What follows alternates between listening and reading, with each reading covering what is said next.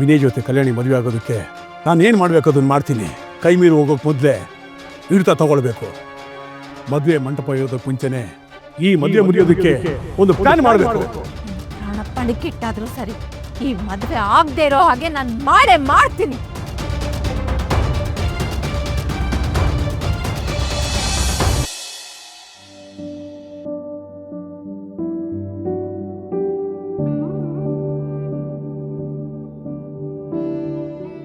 ಮಗಳೇ, ಒಂದು ವಿಷಯ, ಇದು ಆದೇಶ ಅಲ್ಲ, ವಿನಂತಿ.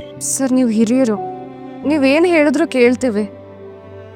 ನನ್ನ ಮೇಲೆ ನಿನಗೆ ಅಷ್ಟೊಂದು ಗೌರವ ಪ್ರೀತಿ ಇದೆಯಲ್ಲಮ್ಮ, ನನಗಷ್ಟೇ ಸಾಕು. ನಾಳೆಯಿಂದ ನೀನು ಆಟೋ ಓಡಿಸ್ಬೇಡ ಮಗಳೇ. ಬದುಕು ನಡಿಬೇಕಲ್ವಾ ಸರ್? ಅಣ್ಣ ಇಲ್ದಿರೋ ಈ ಮನೆಗೆ ನಮ್ಮ ಆಟೋನೇ ನಮಗೆ ಆಧಾರ. ನಡೆಯುತ್ತೆ ಮಗಳೇ. ಸೃಷ್ಟಿ ಮಾಡಿದ ಭಗವಂತ ಬದುಕು ನಡೆಸೋ ಅವಕಾಶನೂ ಕೊಡ್ತಾನೆ. ನಾವು ಅದನ್ನು ಆಯ್ಕೆ ಮಾಡ್ಕೊಳ್ಬೇಕಷ್ಟೆ. ನಾನು ಈ ಮೊದಲೇ ನಿನಗೆ ಹೇಳಿದಾಗೆ ನನ್ನ ಅಂಗಡಿಯಲ್ಲಿ ಅಕೌಂಟ್ ಸೆಕ್ಷನ್ ನೋಡ್ಕೊಳ್ಳೋದಕ್ಕೆ ಯಾರೂ ಇಲ್ಲ. ನೀನು ಓದ್ಕೊಂಡಿದ್ಯಾ, ಜಾಣೆ ಇದೆಯಾ, ಬಂದು ಅದನ್ನು ನೋಡ್ಕೋಬೋದಲ್ಲ. ನಿನಗೂ ಒಂದು ನೆಲೆಯಾದ ಜಾಗ ಸಿಗುತ್ತೆ, ನನಗೂ ಕೂಡ ನಂಬಿಕಸ್ತು ನನ್ನ ಜೊತೇಲಿ ಇದ್ದ ಹಾಗಾಗತ್ತೆ. ನಿನಗೆ ಸಲ್ಲಬೇಕಾದ ಸಂಭಾವನೆ, ಗೌರವ ಎಲ್ಲವೂ ಸಲ್ಲತ್ತೆ. ನಾಳೆಯಿಂದನೇ ಬಂದು ಜಾಯ್ನ್ ಆಗು. ಏನು ಯೋಚನೆ ಮಾಡ್ತಾ ಇದೆಯಮ್ಮ? ಬದುಕಿನ ಬಂಡಿ ಎಳೆಯೋದಕ್ಕೆ ಹಠ, ಸ್ವಾಭಿಮಾನ ಇದ್ರೆ ಸಾಲದು, ಭದ್ರವಾದ ಹಳಿನೂ ಇರಬೇಕು. ನಾಳೆಯಿಂದನೇ ಅಂಗಡಿಗೆ ಬಾ.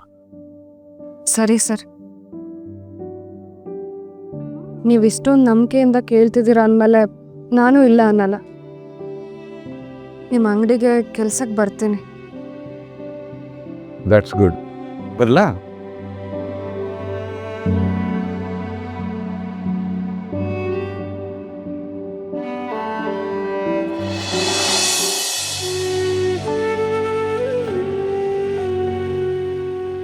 ಅಣ್ಣ, ಅಕ್ಕನ ಮದುವೆ ವಿಷಯ ಇಷ್ಟು ಬೇಗ ಮುಗ್ದೋಗುತ್ತೆ ಅಂತ ನಾನು ಕನಸಲ್ಲೂ ಅಂದ್ಕೊಂಡಿರ್ಲಿಲ್ಲ ಕಣೋ.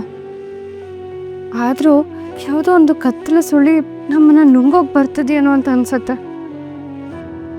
ತುಂಬ ಭಯ ಆಗುತ್ತೆ ಕಣೋ. ಮದುವೆ ಯಾವ ಅಡೆತಡೆನೂ ಇಲ್ಲದೆ ಸುಸೂತ್ರವಾಗಿ ನಡಿಬೇಕು ಅಣ್ಣ. ನೀನೇ ಯಾವಾಗಲೂ ಹೇಳ್ತಿದ್ದಲ್ವಾ, ಉದ್ದೇಶ ಸರಿಗಿದ್ರೆ ದೇಶನೇ ಬದಲು ಮಾಡ್ಬೋದು ಅಂತ. ಇವಾಗ ಅಕ್ಕನ ಅವ್ರ ಮನೆಗೆ ತಂದ್ಕೊಳ್ಬೇಕು ಅನ್ನೋ ಅವ್ರ ಉದ್ದೇಶ ಸರಿಯಾಗೇ ಇದೆ ಅಂತ ನನಗನ್ಸುತ್ತೆ. ಅವಳ ಬದುಕಿನ ಮೇಲೆ ಯಾವ ಕಪ್ಪು ಮಾಡೋನು ಬರದೆ ಅವಳು ಚೆನ್ನಾಗಿರ್ಬೇಕು. ಹಾಗೆ ನೀನೇ ಆಶೀರ್ವಾದ ಮಾಡಬೇಕು ಅಣ್ಣ.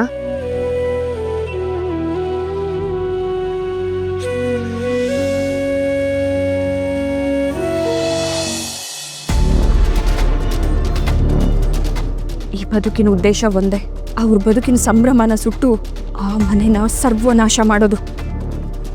ಈ ಕೆಲಸ ಆದಮೇಲೆ, ಆ ಮನೆ ಮಣ್ಣು ಪಾಲಾದ್ಮೇಲೆ ನಾನು ನಿನ್ನ ಹತ್ರ ಬರ್ತೀನಿ ರಾಜೇಶ. ನಮ್ಮನ್ನು ದೂರ ಮಾಡಿದ್ದ ಪಾಪಿಗಳನ್ನ ನಡು ಬೀದಿಲಿ ನಿಲ್ಲಿಸಿ ಅವ್ರುಗಳು ಗೋಳಾಡೋದನ್ನ ಕಣ್ಣು ತುಂಬ ನೋಡಿ ನಾನು ನಿನ್ನ ಮಡಿಲಿ ಸೇರ್ತೀನಿ. ಇನ್ಮೇಲೆ ಇದು ಬರೀ ಹಠ ಅಲ್ಲ, ನನ್ನ ಕೆಟ್ಟ ಚಟ. ಈ ಮದುವೆ ಆ ಮನೆ ಮರಣ ಶಾಸನ ಆಗತ್ತೆ. ಈ ಮದುವೆಗೆ ಆ ಮನೆಯಿಂದನೇ ನನ್ನ ಪರವಾಗಿ ಯಾರಾದರೂ ನಿಲ್ತಾರೆ ಅಂತ ನನಗನ್ನಿಸ್ತಿದೆ.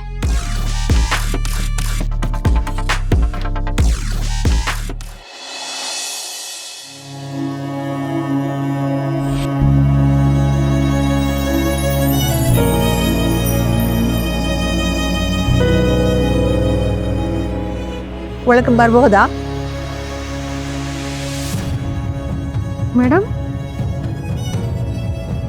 ಅಯ್ಯೋ ಮೇಡಮ್, ಬನ್ನಿ ಒಳಗೆ.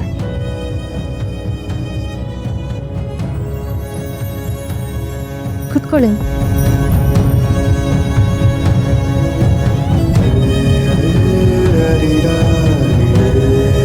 ನಿಜವಾಗ್ಲೂ ನಿಮ್ಮ ಮನೇಲಿ ಇರೋರೆಲ್ಲರೂ ಬುದ್ಧಿವಂತಿಕೆಯನ್ನು ಮೆಚ್ಕೊಳ್ಳೇಬೇಕು ರುಕ್ಕು. ನಮ್ಮ ಮನೇಲಿ ವಿನಯ್ ಮಣ್ಣಿನ ಬೊಂಬೆ ಥರ. ಅಂಥವನ್ನ ನೀವು ಅದು ಹೇಗೆ ಒಲಗಿಸ್ಕೊಂಡ್ರಿ, ಅದು ಹೇಗೆ ಮದುವೆಗೆ ಒಪ್ಸಿದ್ರಿ ಅನ್ನೋದೇ ನಿಜವಾಗ್ಲೂ ನಂಗೆ ಆಶ್ಚರ್ಯ ಆಗ್ತಾ ಇದೆ. ಮಾತು ಬಾರ್ದ ಎತ್ತನ್ನ ದಾರಿ ತಪ್ಪಿಸಿ ಅದನ್ನು ಮತ್ತೆ ಬೇರೆ ಹಟ್ಟಿಗೆ ಕಟ್ಟದ ಹಾಗೆ ಮಾಡಿಬಿಟ್ಟಿದ್ದೀರಾ ಅಲ್ಲ? ನಿಮ್ಮ ಮಗ ಮಣ್ಣಿನ ಮುದ್ದೆನೋ ಚಿನ್ನದ ಗೊಂಬೆನೋ ನಮಗದು ಮುಖ್ಯ ಅಲ್ಲ ಮೇಡಮ್. ನಾವು ಯಾವುದಕ್ಕೂ ಆಸೆ ಪಟ್ಟು ಈ ಮದುವೆಗೆ ಒಪ್ಕೊಂಡಿದ್ದಲ್ಲ. ಸೂರ್ಯಪ್ರಕಾಶ್ ಸರ್ ಮೇಲಿನ ಗೌರವ ನಮ್ಮನ್ನ ಕಟ್ಟಿ ಹಾಕ್ತು. ಅವ್ರ ಮಾತಿಗೆ ಬೆಲೆ ಕೊಟ್ಟು ನಾವು ಈ ಸಂಬಂಧಕ್ಕೆ ಮುಂದೆ ಬಂದಿದ್ದು. ನಮ್ಮ ಕಷ್ಟಕ್ಕೆ ನಿಮ್ಮ ಮನೆಯವ್ರನ್ನ ಬಳಸ್ಕೊಳ್ತಿದ್ದೀವಿ ಅಂತ ಅಂದ್ಕೊಳ್ಬೇಡಿ ಮೇಡಮ್. ಚೇಚೆ, ನಾನು ಹೇಳಿದ ಹಾಗಲ್ಲ ಕಣಮ್ಮ. ಅದು ಅಷ್ಟು ದೊಡ್ಡ ಮನೆಗೆ ಸೊಸೆಯಾಗಿ ಬರೋದು ಅಂತಂದರೆ ಅಣ್ಣ ತಂಗಿ ಆಡೋ ಆಟ ಅಲ್ಲ ಅಲ್ವಾ? ಅದಕ್ಕೆ ಹೇಳಿದೆ ಅಷ್ಟೆ. ನಮಗೂ ಗೊತ್ತು ಮೇಡಮ್, ಇನ್ನು ಮುಂದಿನ ಬದುಕು ಬಾಳೆಹಣ್ಣಿನ ಸಿಪ್ಪೆ ಮೇಲೆ ಕಾಲಿಟ್ಟು ನಡೆಯೋ ಹಾಗೆ ಅಂತ ಚೆನ್ನಾಗಿ ಗೊತ್ತು. ಬಲವಂತವಾಗಿ ನಾವು ಯಾರನ್ನೂ ಕರೆಸಿಲ್ಲ. ಗೌರವದಿಂದ ಬಂದಿರೋ ಸಂಬಂಧಕ್ಕೆ ಬೆಲೆ ಕೊಡ್ತಿದ್ದೀವಿ ಅಷ್ಟೆ.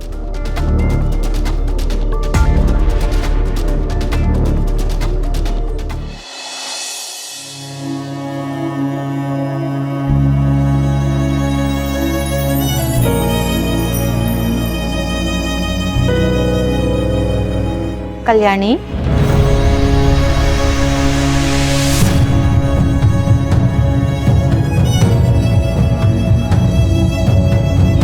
ಎಲ್ಲಿ ತಿರುಗು.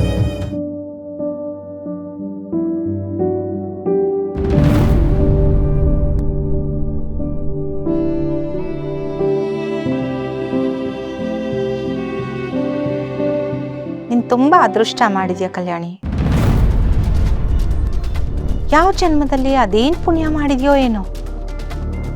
ಹಿಂಗೊಂದು ವಿಷಯ ಗೊತ್ತಾ, ನಿನ್ನನ್ನೇ ನಮ್ಮ ಮನೆಗೆ ಸೊಸೆಯಾಗಿ ಮಾಡ್ಕೋಬೇಕು ಅಂತ ಎಷ್ಟು ದೊಡ್ಡ ಸಂಬಂಧನ ಕೈ ಬಿಟ್ಟಿದೀವಿ ಗೊತ್ತಾ. ಶ್ರೀಮಂತಿಕೆಯ ಮನೆತನ ಅರ್ಗಿಸ್ಕೊಳ್ಳೋದಕ್ಕೂ ಆಗದೇ ಇರೋಷ್ಟು ಅಂತಸ್ತು ಮರ್ಯಾದೆ ಎಲ್ಲ ಇರೋ ಸಂಬಂಧ ಬಂದ್ರು ಕೇವಲ ನಿನಗೋಸ್ಕರ ಆ ಸಂಬಂಧನೇ ಕೈ ಬಿಟ್ಬಿಟ್ವಿ ಗೊತ್ತಾ.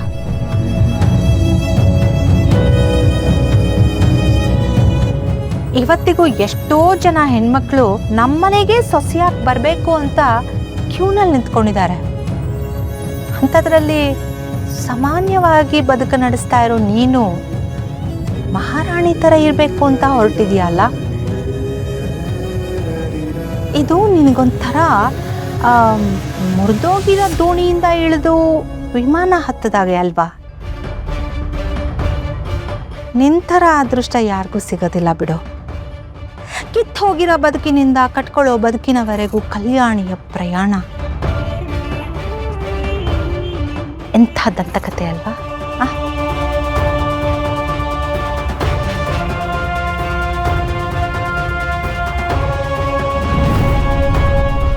ವಿನಯ್ ಸರ್, ಒಳಗೆ ಬನ್ನಿ.